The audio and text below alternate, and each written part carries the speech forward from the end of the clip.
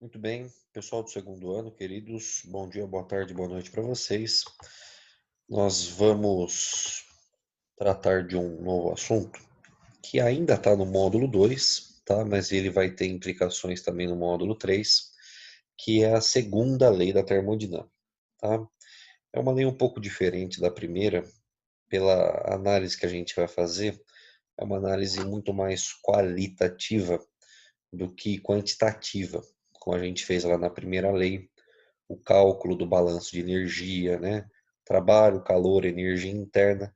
A gente não vai ter nenhuma continha aqui associada à segunda lei, mas o princípio dela, a ideia por trás, ela é bastante importante, ela não é assim muito imediata, mas ela traz implicações muito importantes que dá para a gente debater em muitos aspectos aí que vão até além da física, tá bom? Então peço a sua atenção, sua concentração para a gente aproveitar bem esse momento juntos aqui, tá? Bom, para a gente entender, né, a segunda lei da termodinâmica, primeiro a gente vai dar um passinho para trás para entender qual que é a motivação, né, por trás dos fenômenos aí, dos aspectos que a gente vai estudar nessa segunda lei. E a motivação vão ser as transformações, que são chamadas de reversíveis e a outras são chamadas de irreversíveis, né? Como que isso acontece na prática, pessoal? Transformações reversíveis, talvez os exemplos mais clássicos aí sejam as mudanças de estado físico. Porque quando você, por exemplo, derrete um gelo, ele vira água líquida, essa transformação ela pode se reverter, ela pode voltar para o sentido que eu tinha antes, né? Então, ao invés de estar fazendo aqui uma fusão, como está aqui, eu posso estar fazendo uma solidificação, que é o caminho contrário. Do mesmo jeito que eu posso transformar água líquida em vapor, eu também posso transformar vapor em água líquida. Então, esses aqui, lógico que não são os únicos exemplos, mas são exemplos mais fáceis da gente entender o que é uma transformação reversível. Agora, transformações irreversíveis, o nome já diz, né? É um caminho sem volta. Não consigo retornar para o que eu tinha inicialmente. Nós temos muitos exemplos aí na prática, né? Talvez as coisas mais simples da gente pensar são coisas relacionadas, por exemplo, a cozinhar, né? Quando você pega uma batata crua, né, do jeito que ela vem da natureza, você pica ela frita para ela virar uma batata frita, essa é uma transformação irreversível. Você não consegue mais transformar aquela batata frita numa batata original da natureza. Quando você cozinha, quando você frita um pedaço de carne, ele nunca mais vai voltar ao que ele era antes. Então, essas são transformações realmente que só tem um caminho, não tem volta, transformações irreversíveis.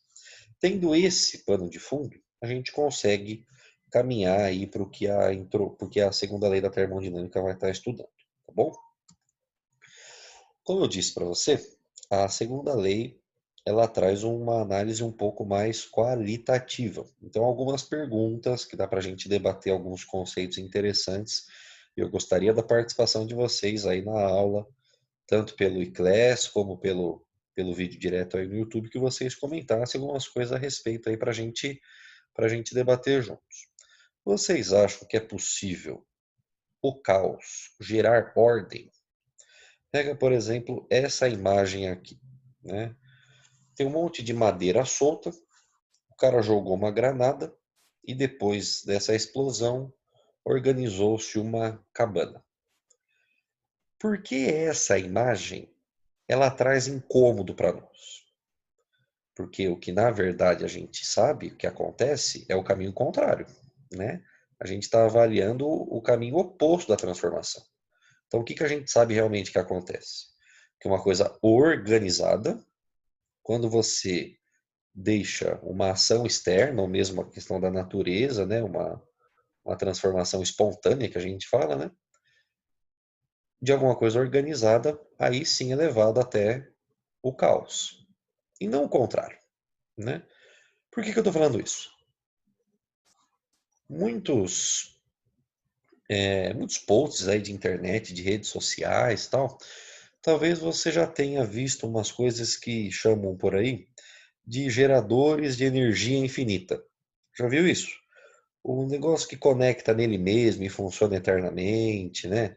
Umas rodas de água lá que fica girando sem parar, carrinhos que se acoplam um ímã de um lado, do outro, tal, eles se atraem e diz que o carrinho anda sem precisar alguém empurrar, tal.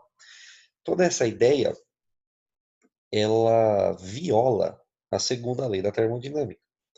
Então, se alguém chegar para mim e mostrar assim, professor, descobri aqui um negócio e mostrar para mim por A mais B, descobri aqui um negócio que contraria a teoria da relatividade de Einstein. Eu acredito, entendeu? Se me mostrarem esse negócio ficar comprovado, for uma tese bem embasada, vários experimentos, a gente acredita. Agora, eu não posso acreditar em nada que viole a segunda lei da termodinâmica. Porque a segunda lei da termodinâmica, queridos, é a lei do bom senso divino, entendeu? Ela não permite que o caos gere ordem, ela não permite geradores de energia infinito. E é bem provável que você já tenha visto algo semelhante a isso aqui. Sabe-se, né, que o pão com manteiga, né, ele geralmente cai com a manteiga para baixo. Sabe-se que o gato ele geralmente vai cair virado para cima. Aí tem gente que vai juntar o pão com a manteiga em cima do gato para quando cair, esse negócio ficar girando eternamente e gerar, né, um gerador de energia infinita. É claro que isso é uma brincadeira, né? Mas muito dessa ideia por trás desse negócio de gerador de energia infinita, tem muita gente que acredita nisso. Já teve alunos que disseram que o pai estava trabalhando com alguma coisa que gerava mais energia do que gastava, tal. A gente tem que tomar muito cuidado, porque o princípio da segunda lei da termodinâmica não permite que essas coisas aconteçam. A gente vai conversar sobre isso com mais detalhes a partir de agora, tá bom? Para a gente entender bem a segunda lei da termodinâmica, a gente precisa avaliar essa nova grandeza física que se chama entropia. Entropia. Lá na química, vocês vão aprender uma grandeza que se chama entalpia, tá? O nome é semelhante, mas é um significado físico totalmente diferente. Cuidado para não confundir, tá bom? O que é a entropia, pessoal? A entropia não é o grau de desordem de um sistema. Ela está associada ao grau de desordem de um sistema. Ou seja, à medida que a entropia ela age, o sistema ele vai ficando desorganizado, ele vai sendo levado ao caos, ele perde a ordem, ele perde o estado fundamental dele, ok? De fato, a entropia é uma grandeza que ela vai medir a energia que permanece útil ao sistema. E toda vez, pessoal, que você ouvir a expressão energia útil, entenda que é a realização de trabalho, tá bom? Trabalho é a energia útil que o meu sistema vai absorver, que vai utilizar, enfim, para estar realizando o processo mecânico, para estar realizando o deslocamento, para estar realizando a variação de volume do gás, enfim. Energia útil é trabalho. O que acontece, pessoal, que em todas as abordagens que a segunda lei da termodinâmica traz, em todas elas a entropia aumenta. Ou a entropia aumenta, ou a entropia fica zero, tá? As transformações físicas que trazem entropia nula, né, são aquelas reversíveis, como a gente abordou lá no primeiro slide, aquelas que vão e voltam, só que elas têm que ser transformações adiabáticas, tá? Transformações sem troca de calor. Nessa situação, e apenas nessa, a entropia fica nula. A entropia nunca irá diminuir. A variação de entropia sempre será um número positivo. A entropia nunca diminui. Ou a entropia aumenta, ou a entropia fica nula. O que isso quer dizer? Que a desordem de um sistema sempre aumenta. A tendência de todos os sistemas é acabar com a energia útil deles. Por isso, quando você tem, por exemplo, um pêndulo, você dá um peteleco no pêndulo, ele vai lá oscilando, oscilando, mas à medida que o tempo passa, a energia útil daquele pêndulo vai diminuindo. Por isso que ele vai diminuindo a amplitude da oscilação, né? Ele não vai para o mesmo ponto que ele começou, ele vai oscilando cada vez menos. não é que ele perdeu energia. A energia que era útil para ele se movimentar, energia cinética, energia potencial gravitacional, foi sendo transformada em energia, entre aspas, inútil. Aquela energia que não pode mais ser associada à realização de trabalho. Então, se essa energia útil está diminuindo, isso significa que a entropia está aumentando. O grau de desordem desse sistema aumenta até um ponto que ele para. Isso é entropia. E isso está associado intimamente com a segunda lei da termodinâmica. Tá bom? Tem muitas tirinhas, muitos memes aí, se você procurar, sei que você gosta disso aí na internet, você vai procurar coisas que estão aí associadas à entropia. Então você percebe que o moleque aí dá todas as desculpas de tudo que está desarrumado, quebrado, fora do lugar na casa dele, por causa da entropia, né? Aí a mãe chega uma hora até que já está cansada aí de ouvir a mesma conversa, né? O argumento físico está certo, né? Mas tem muitas coisas além aí da tirinha aí associada, claro, ao moleque dando uma de esperto.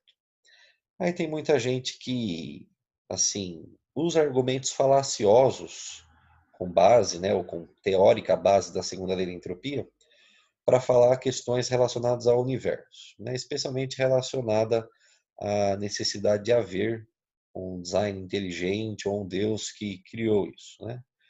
A gente que acredita nisso, nós que somos criacionistas, defendemos a existência de um Deus eterno. Aí tem gente que fala, poxa, se Deus é eterno, se vocês dizem que Deus é eterno, né? Ele já estava aqui antes de criar as coisas, tal. Por que que o universo não vai ser eterno? Por que que o universo vai ter um fim? E uma das coisas é a entropia, né? Outras coisas como o decaimento radioativo, a regressão infinita, que a gente pode comentar outro dia com mais calma, é um assunto um pouco diferente e tal. Mas são leis do bom senso divino. Porque se o Criador coloca um universo com energia útil, assim, para dar e vender, né, sem haver nenhum limite, nós teríamos sérios problemas, não só, não digo assim, ambientais, né, não é essa a questão aqui envolvida, mas muitas leis naturais não aconteceriam do jeito com que acontece essa. Para você realizar alguma coisa, você precisa investir, você precisa ter um gasto, você precisa gastar energia, no caso, que são aí os processos físicos, químicos e biológicos, todos eles baseados com trocas e transformações de energia. Então, é uma lei do bom senso divino que coloca um limite na atuação do homem na natureza. Tá? E, de fato, vai ser essa senhora entropia que vai causar a desordem em coisas que estavam organizadas. Nunca se esqueça que a entropia de um sistema sempre aumenta ou no máximo fica a zero, ok? Com base nisso, pessoal, a gente vai para os enunciados da segunda lei da termodinâmica. Existem dois enunciados e que a gente consegue mostrar que eles são equivalentes, tá? Então, a gente está falando basicamente a mesma coisa de formas diferentes, tá? O primeiro cara que enunciou a segunda lei foi o Clausius. O que que o Clausius falou, pessoal? Que o calor, ele nunca se transfere espontaneamente. Essa palavra é muito importante, pessoal. O calor nunca vai se transferir de forma espontânea de um corpo mais frio para um corpo mais quente. Então vamos tomar um pouquinho de cuidado com esse enunciado e vamos entender o que que ele significa. Nós vimos no bimestre passado lá em calorimetria que o calor ele ia realmente do corpo mais quente para o corpo mais frio. E este é o trânsito, esta é a movimentação espontânea, natural da energia térmica. Você não precisa fazer nada para o calor ir do corpo mais quente para o corpo mais frio. Então perceba que Clausius não disse assim, ó, o calor nunca se transfere de um corpo mais frio para o mais quente. Eu posso fazer esta transferência do calor do corpo mais frio para o corpo mais quente. Porém, para que isso aconteça, eu preciso gastar energia. Eu preciso realizar trabalho, ok? Por isso que ele aborda aqui que não acontece essa transferência espontânea. Porque imagina a situação, pessoal. Você tem, imagina se a primeira lei da se a segunda lei da termodinâmica, perdão, esse primeiro enunciado não fosse válido. Você teria uma xícara, por exemplo, de chá, frio, né? Você acabou de tirar a água da torneira, da geladeira, enfim. Tá lá 5, 10 graus Celsius. Tá apoiado na sua mesa, lá na bancada da sua cozinha. O ar que a gente está aqui está mais ou menos lá 25 graus Celsius, vamos arredondar. Né? Curitiba nem sempre tem essa temperatura, né? Mas vamos arredondar para 25. Então o fato é que eu estou no ambiente que está mais quente do que a xícara de chá. Então, a minha lei da termodinâmica diria que o calor iria do mais quente para o mais frio. Só que a gente sabe que o chá, ele não vai esquentar até igualar a temperatura ambiente. Porque se isso acontecesse, né, a gente nunca mais precisaria de botijão de gás, de energia elétrica, né? Se o fluxo de calor acontecesse de forma espontânea, no sentido contrário que a gente está habituado, nós teríamos aí sistemas funcionando de forma muito estranha. Percebe a ideia? O segundo enunciado é o enunciado de Kelvin Planck. É a mesma ideia por trás, apesar de estar escrito de forma diferente. O que o enunciado de Kelvin Planck diz sobre a segunda lei da termodinâmica? Que é impossível construir uma máquina térmica, que opera em ciclos, né? Cujo único efeito, perceba, único efeito, seja retirar calor de uma fonte, se eu estou retirando o calor de uma fonte, é da fonte quente, né? E converter esse calor integralmente em trabalho, em energia útil. Então, o que esse enunciado está falando, pessoal? Que não existe uma máquina com rendimento de 100%. Por mais que você retire o calor dessa fonte, esse calor ele não consegue ser transformado integralmente em energia útil. Haverá uma parcela de energia dissipada. Então não existe rendimento igual a 1, rendimento igual a 100%, não existe gerador de energia infinita. Nós veremos no módulo 3, como eu mencionei para você, a relação entre os dois módulos da nossa apostila, que existe um ciclo gasoso chamado ciclo de Carnot, tá? O T é mudo, não é Carnot, tá bom? Carnot, que essa máquina de Carnot, ela possui o rendimento máximo possível, e a gente vai estudar como isso é feito, como a gente calcula. Mas esse rendimento ele não é 100%, vai depender das suas fontes, de quais são as temperaturas, mas ele nunca será 100%, tá? Então, quando você tem uma máquina térmica, a gente vai estudar esse esquema com mais detalhes no próximo módulo. O que você quer é retirar a energia dessa máquina para o seu dispositivo, enfim, na forma de energia útil, na forma de trabalho. Então, para isso, você está retirando, como está aqui no enunciado de Kelvin Planck, ó, você está retirando energia da sua fonte quente, só que não tem como toda essa energia ser convertida em trabalho. Alguma energia está sendo dissipada na forma de calor, né? É impossível haver aí um rendimento de 100%, tá bom? Existe também uma outra abordagem com relação à entropia, que é a letrinha S, né, que a gente viu lá no outro slide, pela lei de Boltzmann, né? O Ludwig Boltzmann, esse alemão simpático aqui, ele montou essa lei. Essa lei a gente não estuda aqui no ensino médio, é uma lei para ferramentas de cálculo e de física que a gente só aprende no ensino superior. Eu aprendi isso aí numa matéria que nem se chamava termodinâmica, na verdade, se chamava física e estatística, né, que talvez seja aí a mãe da termodinâmica, né? E o Boltzmann, ele montou uma lei muito famosa, inclusive ela está lapidada, a equação da lei de Boltzmann lá no túmulo dele, né? Tem muita gente que vai lá visitar, é um lugar bastante famoso. Eu não vou lembrar em qual cidade é, mas possivelmente seja na Alemanha. E a lei de Boltzmann mostra que a entropia S, que está aqui, é igual a K. Essa constante ficou conhecida como constante de Boltzmann. Depois você pode dar uma pesquisada e bater um Google sobre esse cara. Vezes um logaritmo, ó, você achou que nunca mais ia ver log na sua vida, tá aqui, ó. Vezes um logaritmo de um W, alguns substituem esse W por um ômega maiúsculo. Vou desenhar aqui o ômega maiúsculo para você ver, ó.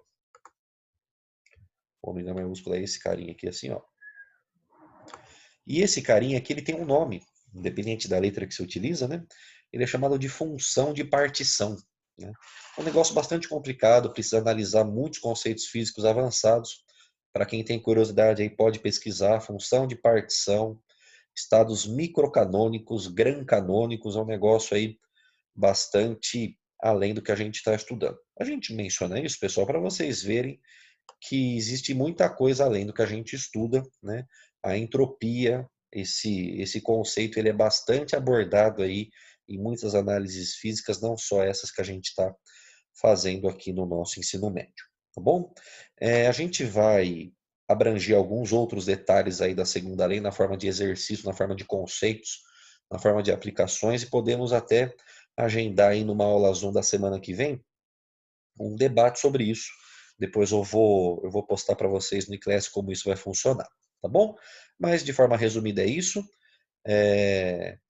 A aula está feita, por hoje é isso, tá bom? Obrigado pela atenção de vocês. Qualquer coisa, mande aí nos comentários, eu vou gostar de receber uma pergunta, algum comentário seu, tá bom? Pessoal, fique com Deus, até a próxima, tamo junto, lavem as mãos. Tchau, tchau.